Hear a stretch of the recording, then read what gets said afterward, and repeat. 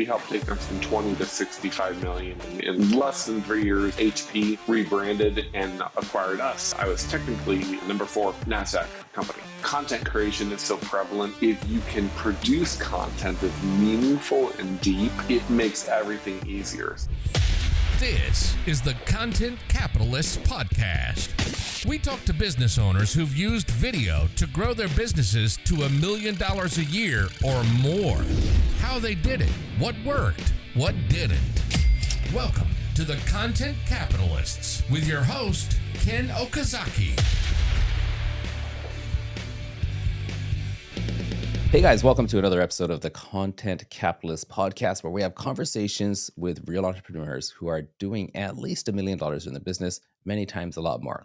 Today I have a guest with me, and the reason I get to access people like who I have with me is because I invest time and money to go out and actually find these people, get in communities, and connect with them before actually like pitching them on this idea of coming on my podcast. So today I have someone with me. The reason I invited him is because I went and sat in on something he was teaching, and he has a gift for taking complex and many times confusing subjects, especially around technology, and presenting it in such a way so that anybody can understand, especially somebody who's in business for themselves. Now, after I saw that, I was like, I've got to have him on the show, number one. And number two, my audience is going to love what he has to share, especially find out more about his backstory. So we're going to unpack Brian Sallee today. Brian, I hope I pronounced that correct. Is that Sallee? Close enough. Okay. You Brian got it Sallee. Sallee. Sallee. I'm so sorry about that. Welcome to the show, Brian. And first of all, thank you so much for joining. Could you start us off by giving us a snapshot of what kind of business you're running, what kind of people you help, and what do you help them to do? Sure. Yeah, thanks for having me. It's a pleasure. It's been a pleasure getting to know you, and appreciate you having me today. Today, what I do is I run Averitt. I'm known as the Disruptive Techpreneur, but Averitt is my main calling card and agency. And quite frankly and simply, we help other businesses add a zero to their revenue. And usually that's by finding a force multiplier to help them grow faster and easier than they are today. Okay. Now, I'm going to assume that, that's what you said there is very powerful, but there's a lot of moving parts to actually make that happen. But what I love is that you're going to find that one thing that helps to make the biggest difference. It's like, are we talking here kind of like the 80-20 principle of like, what's the small pivot that's going to move the big rock kind of thing? Exactly. Well, you nailed it on the head, and I think I think we made a chat about this a few weeks ago. So if you have a big rock in your yard, I mean, you're a pretty strong guy. I can tell. I'm not maybe as strong, but I can move a pretty good sized rock, right? We're not trying to brag. But to your point, absolutely. If you get a 2x4, you can move a bigger rock, or you can move the same rock easier. And where I found the magic that happens is with a fulcrum, a lever and a fulcrum. And that to me really is the benefits of the 80-20 principle or the Pareto principle. If you can get that 2x4 in a cinder block and step on the end of that lever, my goodness, you can lift an even bigger rock. In fact, not too long ago, I actually got to experience that. I had a stump taken out of my yard, and I've got a decent size, mowing tractor. I think it's got a 4-foot deck on it. So it's not huge, but it's big enough. And just was out there mowing, and it was damp. And man, you just bring that tractor along and sunk right into the ground, and it was going nowhere fast. And I remember my wife and I still have little kids, but a couple little kids watching me and thinking, oh man, daddy's in trouble, right? And I did exactly what we just talked about, right? I went and grabbed a 2x4 from the garage and grabbed a cinder block. And my 3-year-old was able to step on the end of it and lift the entire tractor out of the mud. And it like blew their mind. And that's one of the epiphanies that I had in recent years, that many of us can do that in our very own business. We can always work harder. We can work smarter. We can try new things. We can innovate. But if we can find a lever and a fulcrum and a force multiplier, it's just a different game. And so that's what we do with businesses all over. Wonderful. Now, I want to, in a minute, unpack a bit more of how you do this, because I'm fascinated by this. And I think business has, I don't know, a lot of people would say differently, but I'd say equal amounts art and science. There's the science of the repeatable formulas, the methods, the technologies, the strategies that will get you somewhere. But the art is how to make it yours. Because if you try to photocopy another business, then it looks like a photocopy is what it does, and never Right. the original, right? And you're not creating art; you're just creating more junk, more stuff, right? So that's fascinating. Let's go a little bit back in time. I want you to go back to before you got into entrepreneurship, before you even started on your own entrepreneurship journey. What was your life like? Was this straight out of college, or did you go into corporate for a little while before that? Sure. Well, I did do a little bit of corporate. I mean, to rewind all the way, I was actually born and raised in Haiti. So, born and raised in literally a mud hut. My dad was building a cinder block house, go back to cinder blocks, amazingly handy. And my parents were with a nonprofit organization. My mom had been doing medical work for many, many years before she even met my dad. And I think that growing up like that was really interesting because I had no electricity. Computers weren't really prevalent back then anyway, but we had no access to TV or phones or anything, right? And on top of that, it never got colder than like 60 degrees, right? So little things like that are the way my mind wired. And after 8 years in Haiti, we were evacuated. Things started to get a little bit rough. And we ended up living in Eastern Europe for a couple of years where it never got warmer than 60 degrees. And I share that little example because in Haiti, I was used to Fahrenheit, right? So anything over 60, I'm thinking Fahrenheit. Anything under 60 degrees, I'm thinking in Celsius. And that's kind of where my mind probably got messed up. I don't know. And I started looking at things differently. Like if I'm going skiing, if you're going to say, hey, Brian, let's go skiing. I want to know, is it 0 degrees? Is it -10? Is it -5? Right? If we're on the beach, I want to know, is it 80? Is it 90? Like, tell me about it. And I think that kind of shaped my approach to respecting technology and respecting the basics. I find it a little bit ironic that I really do have a front seat row to technology today, right? A lot of our clients are using AI, augmented reality. They're in the Web3 space. Like we absolutely have a front row seat to some of those things that's happening. But I love taking any business back to the basics of the great football coach quote, right? This is a football, right? Put all your complexity aside. We got to get the football across the line. That's what we're here for, right?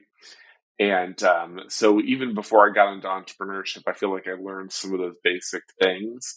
And then I started getting my hands a little bit dirty in technology and, figured out the web and coding and putting together computers in middle school and high school. And we landed back in the US when I was just starting high school. So that was kind of where came back and then started getting into the technology, entrepreneurship, and then corporate world.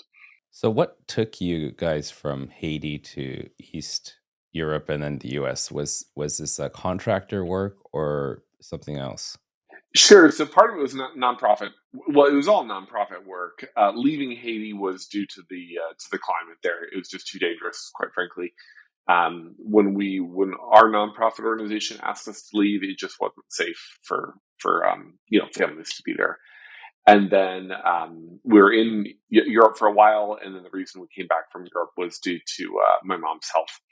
We had some family health issues, so she's never been able to go back overseas again for a variety of other reasons. So, but overall, the reason we were there was nonprofit work. Gotcha. Now, before we move further, you used the word technologist, and I want to unpack what does that actually mean. I've heard people say they're doctors, and then I realized, oh, there's like a zillion types of doctors, and a lot of doctors that have nothing to do with health and medicine. What does technologist mean to you? To me, it means the application of technology at the holistic level, like really understanding where technology goes. And I think the way that I'm wired is just to look at things holistically at a high level. And the granularity of technology, whether it's version 1.0 or 1.1 of something, is less interesting to me then looking at trends in technology and looking at how things are making an impact on business or nonprofit work. And so I think that's why I kind of go to that word, and also to differentiate myself, right? I have a ton of respect for people that code, create, and to me that's not me, right? I am not a coder. I am not a computer scientist, and so it leaves room for respect for people that have a whole lot more experience than I do. I know enough to get, like I said, get my hands dirty. I can code. I can put stuff together. But to me, technology and where I bring value to the table typically is applying trends in technology to solving problems. That's my very favorite thing.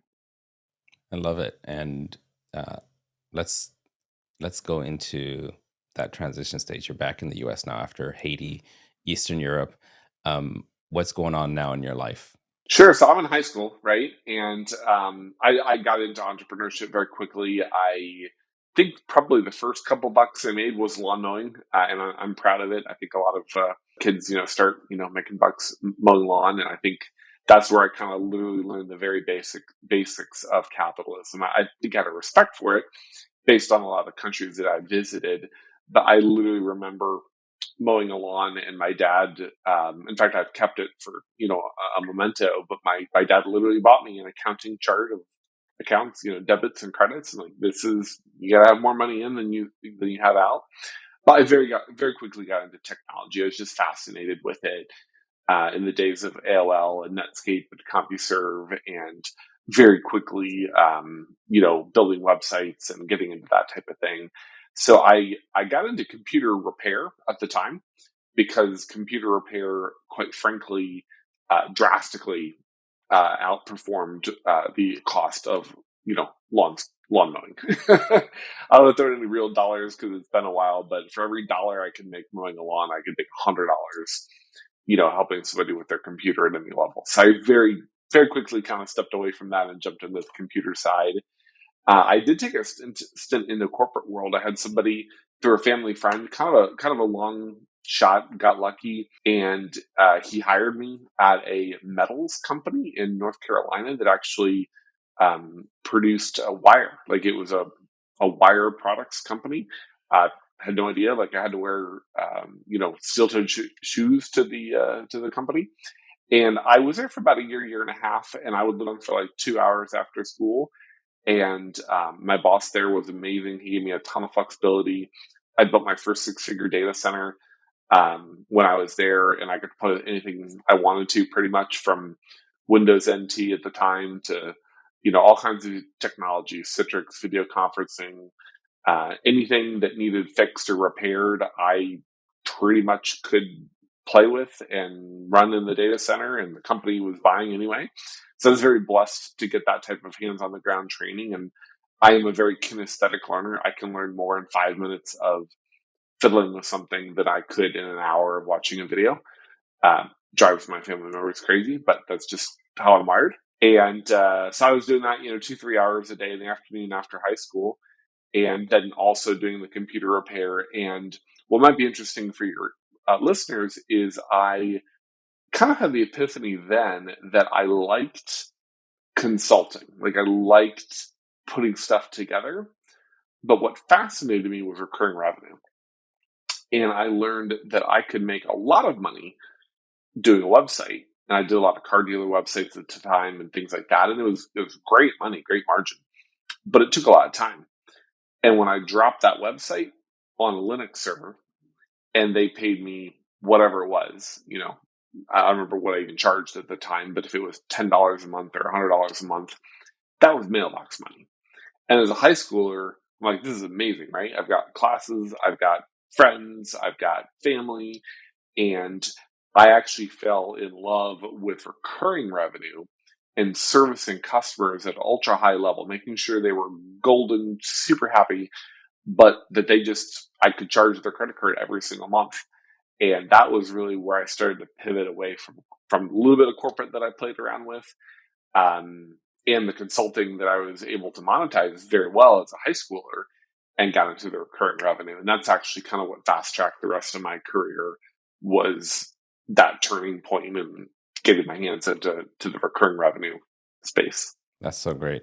And, you said high school, so we're talking 16, 17 years old, around that age. Yeah, yeah.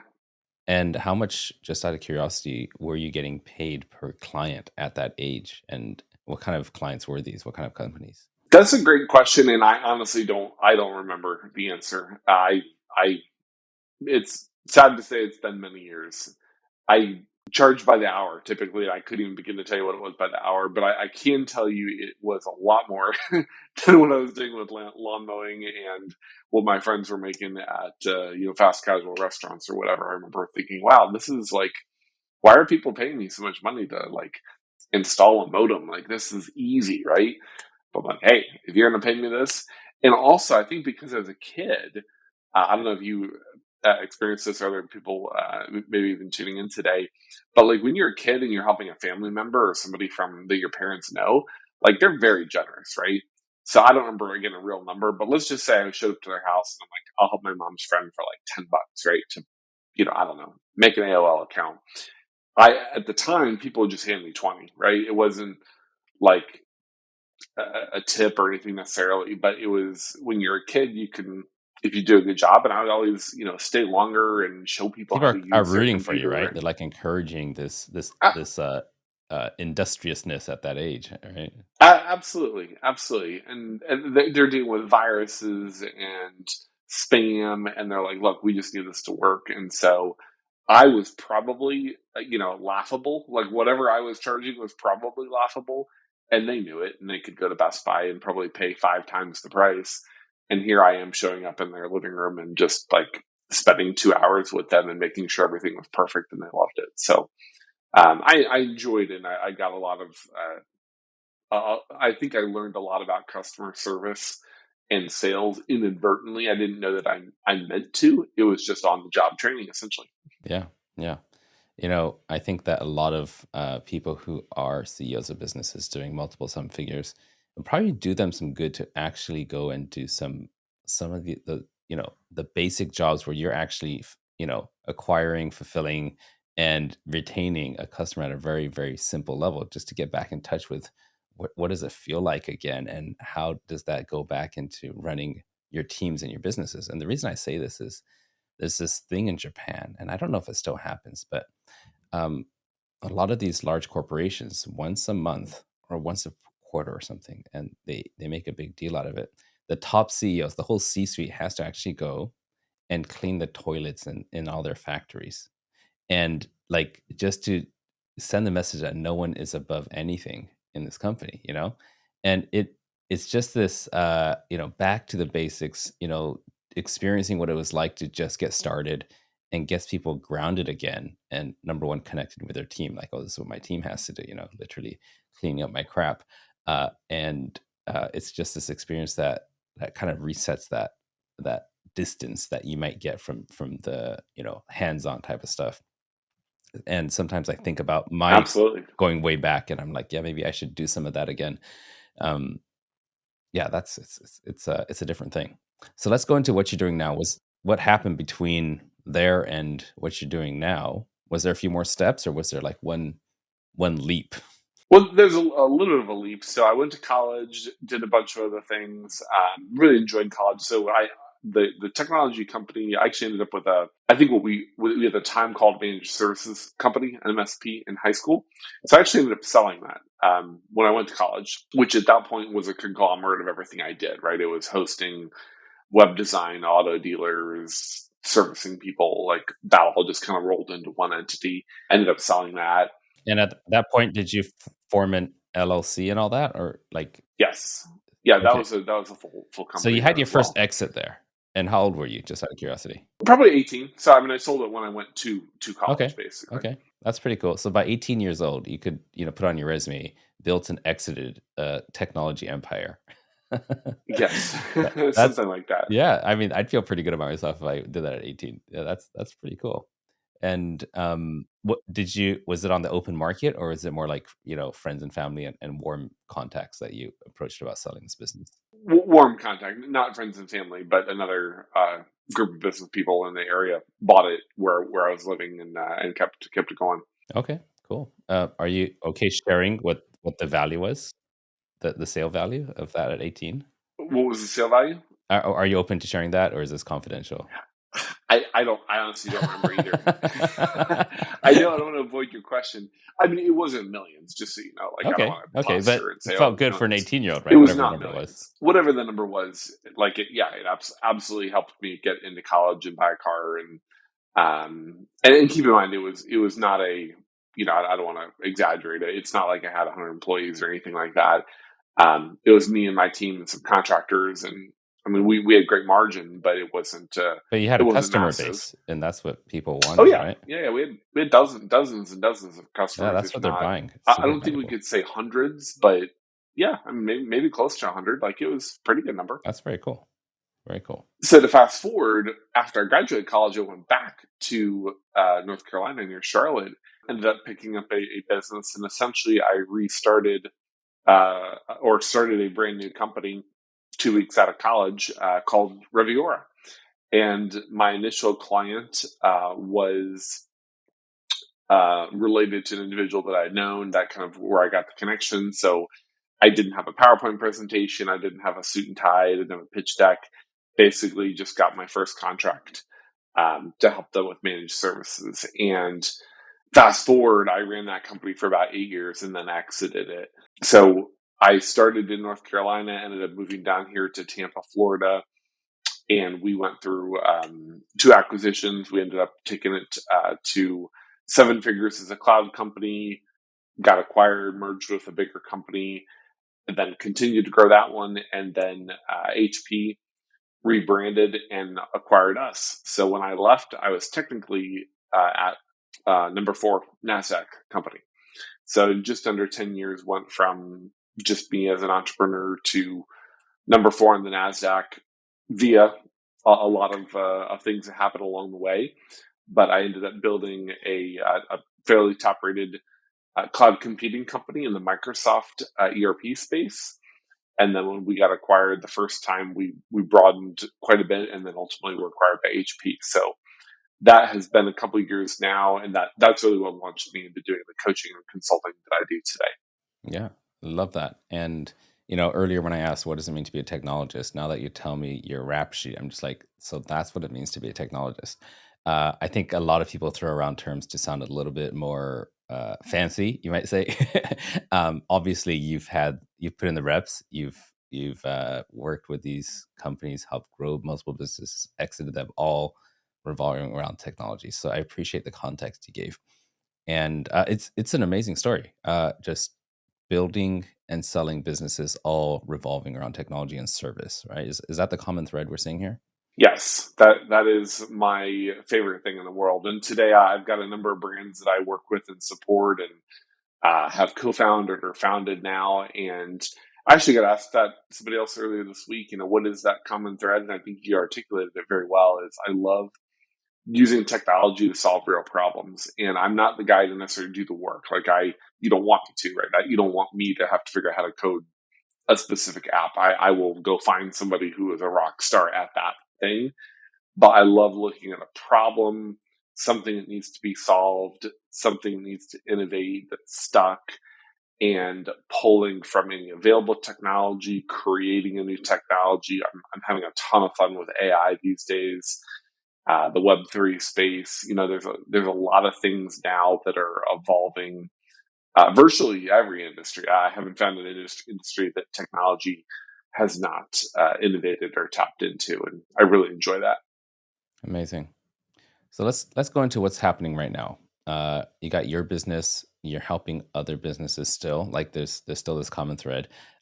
What's your service lineup look like, and how do you help people achieve those results? Sure, great question. Well, I've developed a bit of a methodology that, on one hand, is very simple. Like, I'd love to share it with you today. The use case of it is that it's different for every business. But when I look at the businesses that I have started successfully, any ones that are successful today, and then look at any of the ones that have failed or that I am not necessarily proud of, right? That I made a lot of mistakes with. In fact, even going from zero to NASDAQ company, like, I made a ton of mistakes, right? And when I first got into coaching, what I realized is I was hesitant to help other people until I realized that if I could even just share a mistake that I've made, it would help prevent somebody else from making that mistake. So once I became a little bit more bold about that, I'm like, you know what? I've made this mistake. Don't you make it, right? But that is the common thread, is applying technology. And so when I look at a business, my worldview is that you have marketing, you have operations, you have sales and finance. So I love drawing a quadrant on a piece of paper, on a whiteboard. If you and I were sitting together today with a whiteboard, that's what I would do, right? We all have marketing, we all have operations, we all have sales, we all have finance, every business. And in each one, if you can apply leverage and apply the Pareto principle and apply the 80-20 rule, apply a force multiplier, you can exponentially grow that business. So if you think about it, let's say marketing is first, right? It's easy. If you can figure out one thing that you can do that will double your leads, right? It doesn't matter what the number is. You could be $1 million in revenue or $1 billion in revenue. You could have 5 leads a day or 500 leads a day. But if you double it, what does that mean to you? Then you go to sales. Well, from one aspect of it, that's your closing rate. So if you can increase your closing rate from 1% to 2%, guess what? That compounds, right? Now you've got double the leads, double the closing rate. You didn't just double your business, you're adding those numbers together. Then you go to operations, and when you can really double down and do one thing really, really well, sometimes doing less is actually more. That's what I learned with my cloud computing businesses. We actually started growing faster the less we did. And when I say less, I mean less horizontally. And so then customer support tickets get fewer, service times get better, response times get better, quality time gets better. So now you've got more leads, more conversions, a better quality product. And then now we're at the finance quadrant, which is where it's all about margin. And I had one mentor in particular who taught me, he built a multi-$100 million business off of products that predominantly were in the pennies. Think manufacturing, right? So think of like a washer or a bolt. And what blew my mind is I was kind of at the time in my early 20s valuing bigger numbers. Like I thought that selling a $100,000 or $1 million sale was better. And this particular mentor taught me that you can have a 1 penny bolt. If it produces, if you can make it for a penny and you can sell it for 5 cents, that's a massive margin, right? You're just printing money versus the guy who says $1 million product and it costs you $999,000 to produce and support that product. The actual bolt is really way more lucrative. So that's really my methodology. I loosely refer to it as the modern scale methodology. It's very simple, right? Anybody can do that. If you're listening today, any of our businesses, all my businesses, I like to look at that. And then what we do with Avid is we offer a lot of free training, a lot of free resources. And then we do have an element of the hands-on, right? So if you want to come in, get together with us, come to our office, we do events. That's really where it's fun to unpack a particular business confidentially and figure out what is that force multiplier? What is that fulcrum and lever? And my team is really well equipped from that angle, both from the technology and the marketing side. Got it. So do they come in, do an interview, and then an audit, and then develop a strategy, help the client implement it over a period of time? Is that pretty much the timeline of how you do things in that order? Sure. So it's evolved a little bit over the past couple of years due to folks wanting to travel or not to travel. So we've done a lot virtually, we've done a lot in person. What is really on deck at the time that we're recording this is we're doing a lot of half-day events at our office that are hybrid. So it's in person and virtual. And we can teach people and help people walk through a lot of their methodology in a group setting, in just a couple of hours. Or we can do one-on-one events, right? And we'll have some higher end clients that'll come in and really spend the whole day with our team to unpack something specific for their business. That's super. Now, I'm curious if you're willing to share this, but right now, you've worked with a lot of clients, I'm sure. Can you think of one that you're really, really proud of the work you've done with them? And you don't have to give away their name, but if you have one in mind, I just want to ask some specific questions so that we get an idea of what kind of people you're helping. Is that okay with you? Absolutely. In fact, I could even give you 2 or 3 different examples from different industries if you wanted. Well, let me just lightning round here. So the person you interface with, man or woman? Let's say man for the first one. Man. How old is he? 55. 55. Kids? Yes. Yeah. Married? Yes. Cool. So 55-year-old dude, married, has kids, been in business for roughly how many years? Oh, been in business for, I guess, 20 years. 20 years. Okay. Revenue at this point in his business? So at this point, I believe they're at 65 million. 65 million. And when they started working with our team about 2-ish years ago, maybe 2 or 3 years ago, they were at 20. So we helped take them from 20 to 65 million in less than 3 years, maybe less than 2 years. And if you take the fees they paid to you and divide it by the income and revenue, then there's probably like a couple zeros in that percentage mark. Yes, I'm gonna guess. they're very happy. And the reason I love telling that story is that we really didn't do anything, right? They had to do all the work.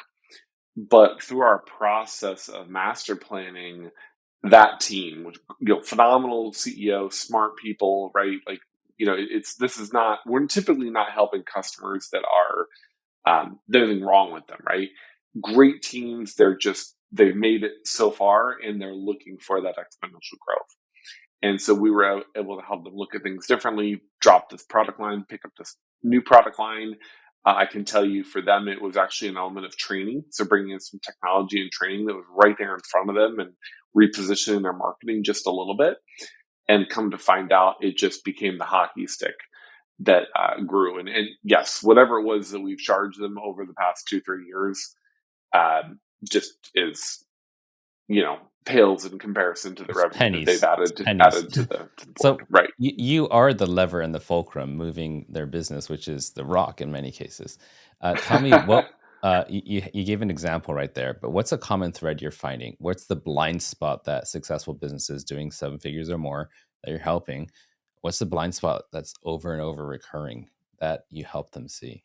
The recurring over and over thing that I see is that every business hits an inflection point where they have to do something different and be disruptive.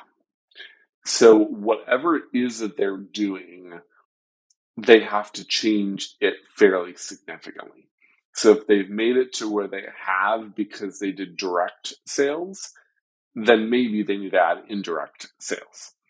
If they've made it to where they are by being a brick and mortar place, they maybe need to pivot to e-commerce. If they've made it via Web 2, now they're moving to Web 3. And so that's the commonality that we really see. Those are the phone calls we get. We're very largely referral driven as an agency, as a growth agency. And that is typically what we try to zero in on is you've done a great job getting to where you are doing what you're doing. Let's figure out how to disrupt and do something exponentially, radically different. And a lot of times, Ken, it's actually almost a psychology, to be candid.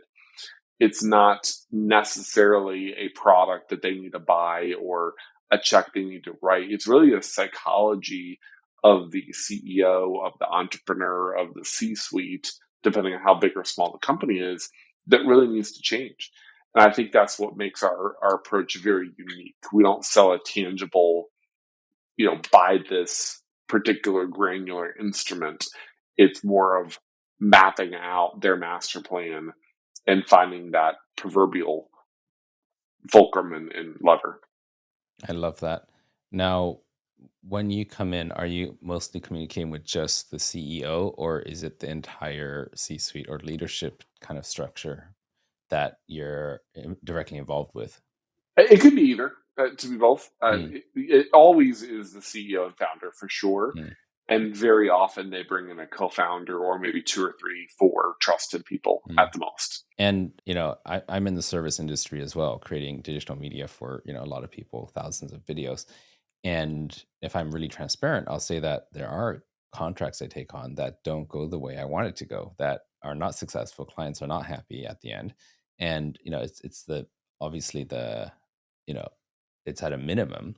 But in your case, have there been cases that the consulting gig didn't go so well? And if so, how did it get sabotaged? Was it something to do with the client, something to do with the process, uh, external factors? Like what could go wrong? And I'm asking this from a perspective of having hired a lot of consultants for various things.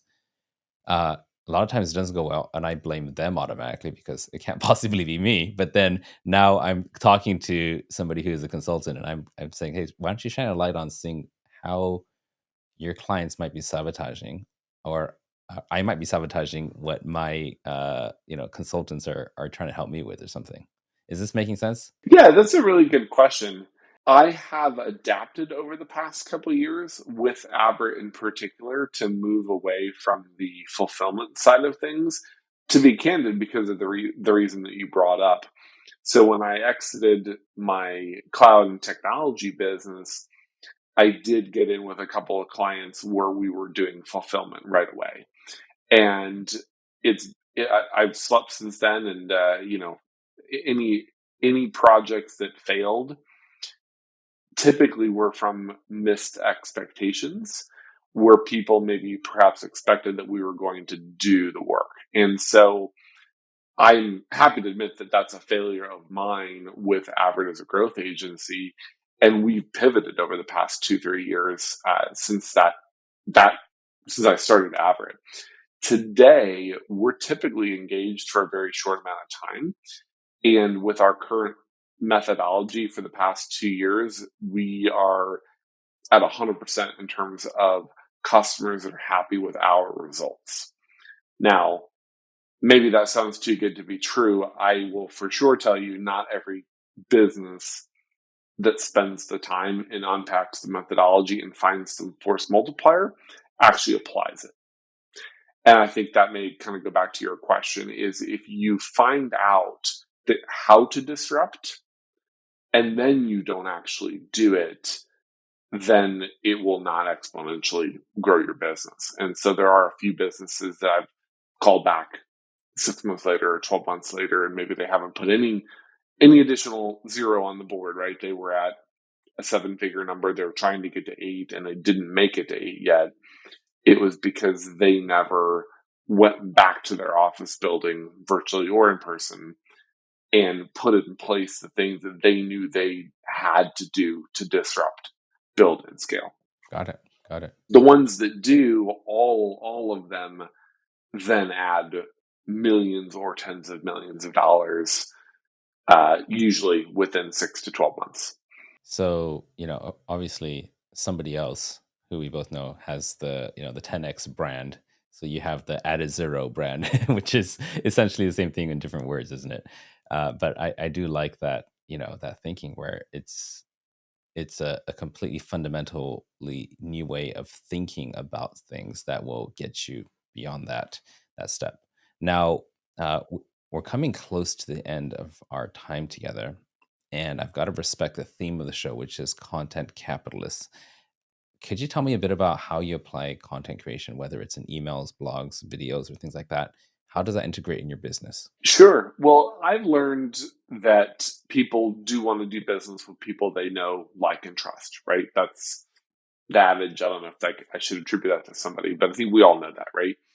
Is you want to do business with people that you know, like, and trust. And what I've seen, especially in recent years, is that content creation is so prevalent, it's very difficult, although not impossible, to charge for some of that initial content. But if you can produce content that's meaningful and deep and let people authentically get to know you, it makes everything easier. So we try to eat our own dog food. We produce a fair amount of content. I try to be pretty active. For me, it's mainly on LinkedIn, some on other social networks as well. And we help a lot of our clients figure out that as part of their strategy too. But I think that video and audio and text is at this really interesting intersection where they all just kind of overlap, where, Google is arguably, or to my knowledge, the number one search engine in the world, but YouTube is the second one. And so coming up with an effective YouTube strategy is critical because it combines having video and producing that content, having the caption overlay for those that are not watching audio, right? That's a thing that I've noticed in the past 5 to 10 years. There used to be video had to have audio. Then we came up with video, but you don't have to have audio again, right? We're back to the, 60s because we can watch captioning. And then now we're transcribing that data. And then now we're searching the video based on that content. So to me, content creation is critical for almost every business, for customers to trust you, to know you, to get authentic information, to find out that you're not posturing, that you are the real deal, and that they are going to be fulfilled with whatever it is that they're trying to do with your business. Got it. And as far as your time goes as the leader in your business, how much are you investing in content creation? Let's say on a monthly basis, do you know roughly how many hours this is that you're putting into it? It depends. So for public facing content for LinkedIn, I like to batch content. So I actually don't spend a lot of hours for anything that's public facing. I might do an hour or two at a time. And I love using a fair amount of AI tools that will slice and dice, repurpose. So I try to do a couple of videos per week. For example, on LinkedIn, I might do an entire month worth of videos in an hour on a Friday afternoon, for example. Now, if I'm producing a course or working on blogs, then I might burst during a given week, and maybe I'll do 5 or 10 hours on one week in particular. But as far as public facing, I actually don't find that I have to invest a ton of time in order to put enough out there that people can really genuinely benefit from. Okay, got it. So we're talking like less than 4 hours a month, maybe, in your content creation? For social media, I would say yes. Okay. Yeah, that's actually pretty typical for the clients we serve too. We say, about 4 hours a month and you're good to go for new content every day on all your channels. So I want to wrap this up with asking if somebody, after obviously listening to the podcast up to this point or watching the YouTube video up to this point, there's a certain level of interest in you, Brian. There's something you said that sparked the interest, that resonated with them, that they feel like, hey, maybe I should listen more to this guy. So how can people get in touch with you? What's the best way for someone to get your attention if they wanted to reach out to you, or maybe just learn more about you without reaching out? Well, the best way to connect with me is on my personal website, which is brians360.com. So BRIAN, the letter S is in Sam, and 360.com. And I've got all my social medias, projects that I'm working on. That's the best way to get in touch with me. And then in terms of value, I love adding value. And I say this to friends and family all the time. On our homepage at Averett, I have a 25-minute segment that I recorded with content that really walked people through, for example, our marketing approach. And it's totally free, no strings attached. You can take advantage of it, and apply it to your business very quickly. And it's helped a lot of businesses. And we do offer that completely for free for anybody on our homepage at averett.com. Amazing. So, guys, if you're listening to this, which you are obviously, look down in the show notes of the podcast itself. We'll have all the links in there that you could click directly. If you're watching on YouTube, we've put everything into the description. Please do check this guy out. I've got to say that after having met him, then I'm trying to find every excuse possible to spend more time hanging out with Brian, because he is a wealth of experience, knowledge, and application. Brian, before we hang up on this call, could you Is there anything else that you want to share that I didn't cover? Something that you feel is important for people trying to scale up their business that they're getting wrong, or that you just want to help them out with to understand? Back to one of your questions, and you've I love your insightful questions. When you look at technology, maybe the only thing else that I would add, if you're beginning to be slightly overwhelmed with technology, is actually put the technology away. I tell people this all the time, and just grab a piece of paper and look at your business and figure out not what you think you need to do in the next month or quarter to grow, but dream out a bit. And what is that? Is it an extra zero? And then figure out what needs to happen to hit that growth mark. Maybe you just need a double right now, or you just need a triple, and then figure out what level of exposure, what needs to happen with your business, and then go back and find the right technology or the right marketing play to get there. To me, that it's a mind shift, and it makes all the difference in the world, and it can save people tons of hours of time, thousands, if not tens of thousands of dollars invested. If you start with the paper with no technology and then work backwards and find the technology to fit the problem that you're trying to solve. Perfect. I love it. Work backwards. Brian, thanks so much for being on the show. I appreciate it. And guys, do click the links. Do check him out, and do reach out if you feel like it's something that is meaningful for you. That's it for now, guys. I will see you in the next episode of The Content Capitalist. Brian, thanks again for being on the show. My pleasure. Thank you, Ken.